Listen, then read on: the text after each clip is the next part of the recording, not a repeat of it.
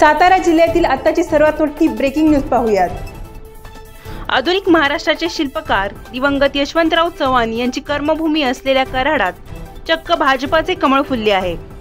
आता या कमळाची पाळेमुळे अधिक मजबूत व्हावीत म्हणून काळजी घेतली जात आहे। त्याचाच भाग म्हणून मध्य प्रदेशच्या धर्तीवर नवीन पक्ष संघटन करताना 100 बूथचे एक मंडळ तयार केले आहे।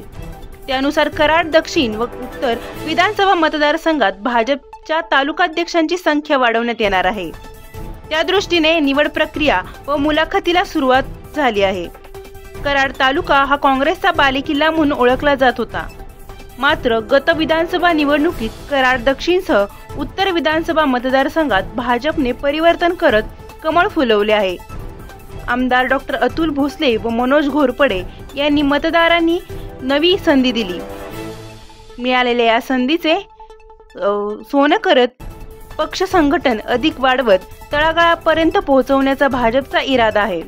त्यासाठीच त्यांनी या दोन्ही मतदारसंघात तालुकाध्यक्षांची संख्या वाढवण्याचा निर्णय घेतला असून त्यानुसार त्यांचे काम सुरू आहे। असे असतील कराड उत्तरचे अध्यक्ष। कराड उत्तर मतदारसंघात यापूर्वी 2 तालुकाध्यक्ष होते, तेथेही आता 3 अध्यक्ष दिले जाणार आहेत। त्यामध्ये उमरज पाल मंडल, कोपर्डे मसूर पुसेसावळी मंडल, नागठाणे वर्णे कोरेगाव मंडल या 3 मंडलांना स्वतंत्र अध्यक्ष मिळणार आहे। यापूर्वी कराड दक्षिणेत ग्रामीणचा तालुकाध्यक्ष व कराड शहराचा अध्यक्ष असे 2 अध्यक्ष होते। आता त्यात बदल होऊन कराड ग्रामीणमध्ये 3 तालुकाध्यक्ष करण्याचा निर्णय झाला आहे।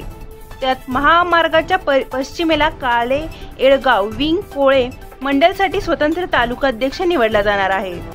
रेठरे बुद्रुक कारवे सैदापूर मंडल व मलकापूर शहर वारुंजी जिल्हा परिषद मंडळांसाठी 2 स्वतंत्र अध्यक्ष निवडण्यात येणार आहेत। कराड शहरासाठी पूर्वीप्रमाणेच 1 अध्यक्ष राहणार आहे।